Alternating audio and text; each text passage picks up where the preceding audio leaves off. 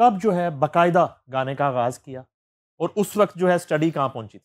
बाकायदा आगाज अगर तो ऐसे देखा जाए कि जब आप फेमस होते हैं, अगर तो हम उसको बाकायदा आगाज कहें तो वो नहीं था। वो तो हुआ ही जब मैंने एल्बम रिलीज पहला की। सोलो गाना जब बूथ में खड़े होके गाया, मैं उसको बाकायदा आगाज किया, अच्छा, वो बताएं। ऑफ कोर्स हमारा जो सबसे फेमस टीवी था हमारा पाकिस्तान का, वहीं से मौका मिला और आहिस्ता आहिस्ता सबसे पहला मेरा जो इंट्रोडक्शन हुआ वो खलील अहमद साहब के सामने हुआ।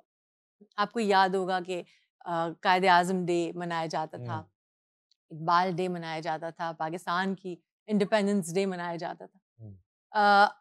तो मेरी खाला ने मुझसे कहा कि बहुत सारे बच्चों की ऑडिशन हो रहे हैं, अगर तुम जाना चाहो। मुझे अक्सर वो पिक कर लेती थी जाते हुए, और पिक करके वहाँ ड्रॉप कर दिया। खलील अहमद साहब ने ऐसे ही गाना सुना और गाना सुनते सुनते उन्होंने अपने कान वो यूँ किए कि कौन बच्चा की आवाज़ कैसी आ रही, तो उन्होंने पीछे मेरी आवाज़ सुनी, तो उन्होंने कहा कि तुम आगे आओ। तो अब वहाँ ये मेरा पहला एक वो आ जाता है कि यार सब बच्चियाँ देख रही हैं और मैं सबसे आगे आगे खड़ी हो गई हूँ। तो वहाँ से एक वो हुआ, उसके बाद और बहुत सारे सारे शोज थे। फिर एक फिल्मी गानों का एक शो था, उसमें वो आई थिंक मेरे काफ़ी दफ़ा मौका उसी चैनल पे मिला। बहुत बहुत अच्छे प्रोड्यूसर्स के साथ काम करने का मौका मिला, एक ही सिंगल माइक पे। कई चैनल्स पे तो हमारे ये प्रॉब्लम रही कि वो जो पुराने ज़माने की जो टेक्नोलॉजी थी वो आज भी मुझे लगता है कि वही है कि सब म्यूजिशियंस इकट्ठा प्ले करेंगे, सब म्यूजिशियंस इकट्ठा वो सिंगर भी अकेला अलग से खड़ा तो हुआ है मगर वो गाएगा साथ ही, उसमें टेक नहीं हो सकती। तो वो बहुत बहुत पहले से ही शुरू हो गया था ये। पीटीवी पे उस वक्त बहुत शोज होते थे म्यूजिक के। पीटीवी पे बहुत म्यूजिक होता था। अच्छा, बिल्कुल। एक तो यही जो सारे इवेंट्स होते थे अब छोटे क्या छोटे हुआ, छोटे। इनके माइक गुम हो गए हैं कहीं क्या?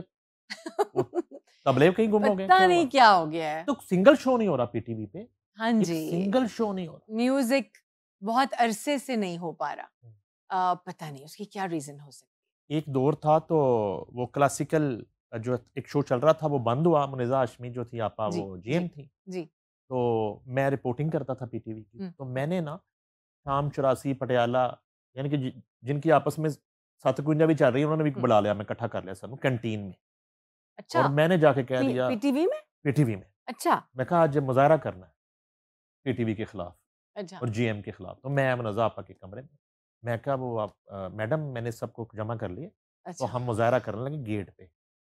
कहती करना की है?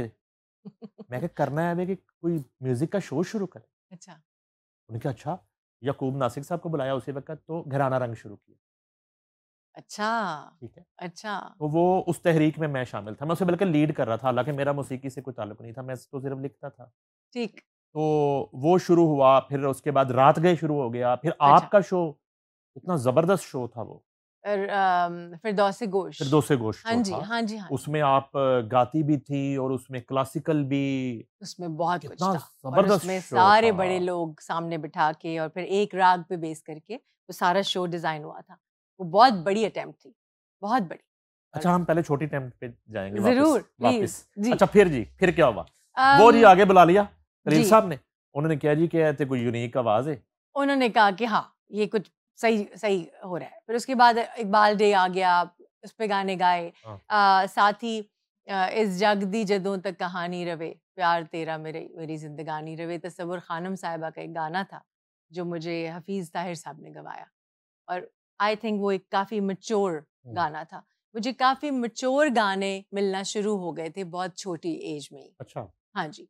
उसके साथ फिर मुझे फ़िल्म का गाना भी ऑफ़र हुआ। अ, ज़ाहिर है कहीं न कहीं आप गा रहे होते हैं तो पता तो होता है ना सबको कि यार कहीं कुछ कोई गा रहा है, तो बिल्कुल। वो बच्ची गा रही है या वो गा रही है। अ, वहाँ से मैंने अमजद बॉबी साहब ने मुझे काफ़ी ज़्यादा मैच्योर गाने के लिए बुलाया, और इवन ये भी बताना पड़ा उनको कि बेटे इसको यूँ करके गाना है। इसमें ना ये स्टाइल ऐड करो, इसमें से यूँ करके लेके आओ। और ये प्लेबैक था? ये प्लेबैक था जी। पहला प्लेबैक? अच्छा। चीफ साहब का गाना था, रात नशीली। अच्छा। रात नशीली बात बना ले, मीरा पे ये पिक्चराइज़ होना अच्छा, था। पहला गाना मीरा पे पिक्चराइज़ हुआ। जी। अच्छा।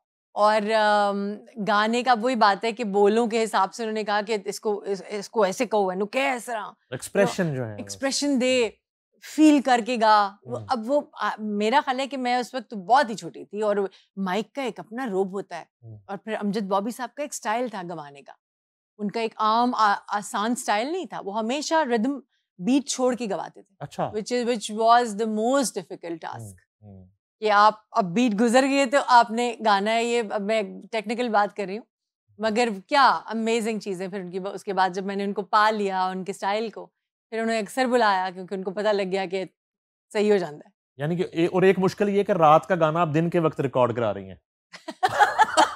वो भी एडजस्ट करना जरा मुश्किल होता है। स्टूडियो में जब आप घुस जाएं, रात हो या दिन हो, बोल तो आपने। गाना हिट हुआ था फिर वो बड़ा, हाँ जी, फिल्म बड़ी अच्छी गई थी चीफ साहब। बिल्कुल बिल्कुल।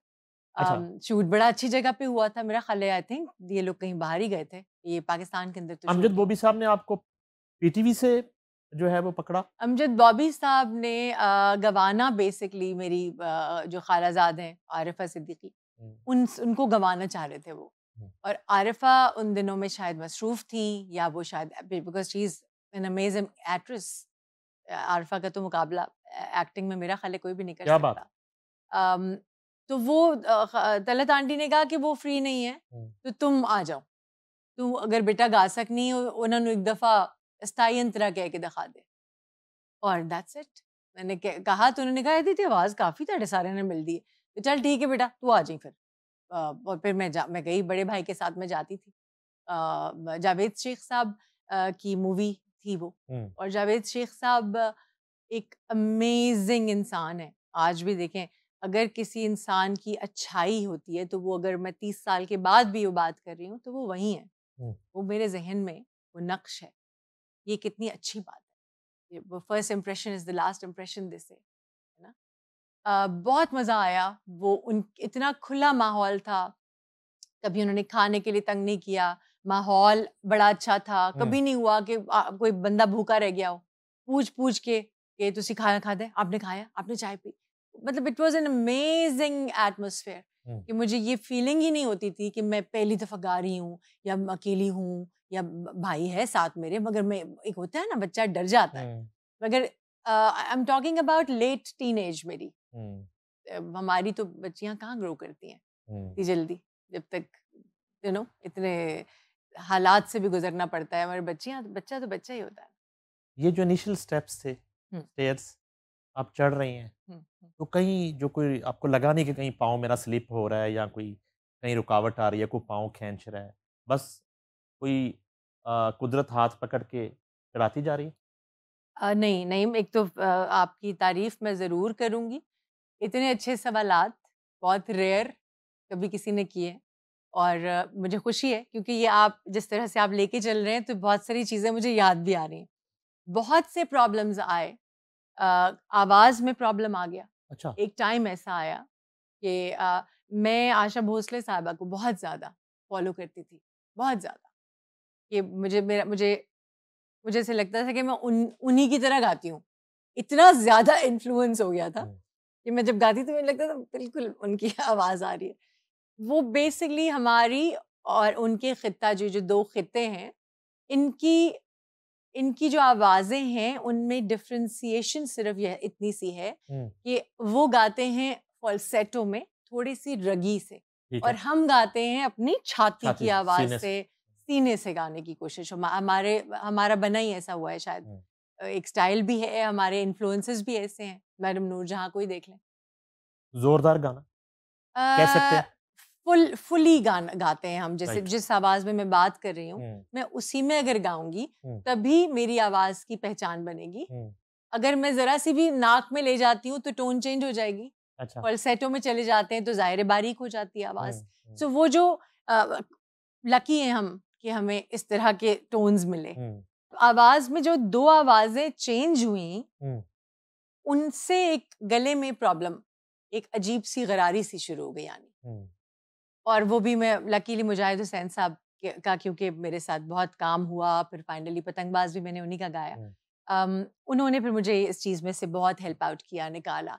फिर सजाद अली साहब जो हैं, the great legend singer, he is been my mentor. बहुत बातें उनसे सीखी मैंने, उनकी फैमिली से मेरा बहुत प्यारा ताल्लुक़ है।